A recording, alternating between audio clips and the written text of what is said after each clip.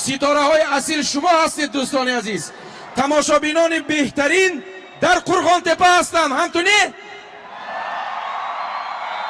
سلامت باشید. دوستان عزیز ما کنسرت خود را ادامه میدیم. چراغ‌ها را خاموش نکنید زیرا من به این صحنه زیر کفکوبی های شما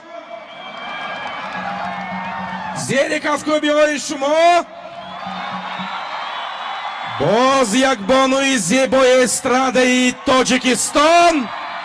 چراغ‌ها خاموش نکنید. باز یک بانوی زیبای استراده تاجیکستان نازیه کلمت الله را میخوانم. استقبال کنید.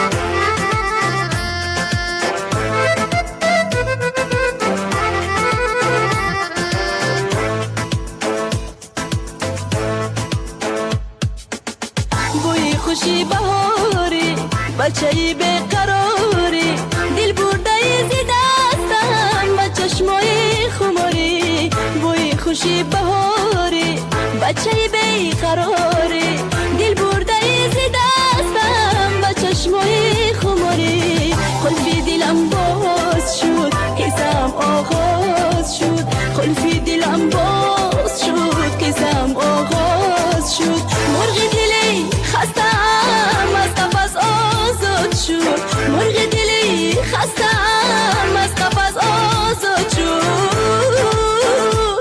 آزاد شد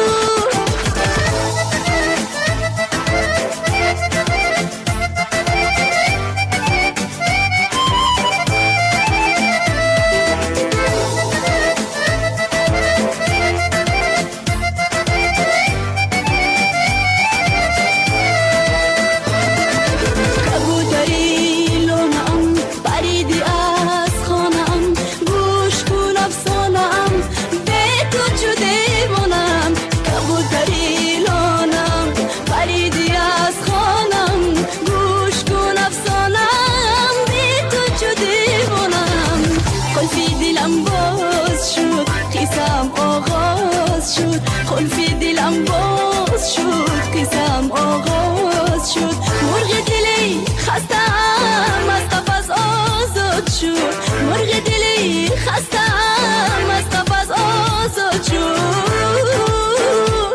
آزاد شد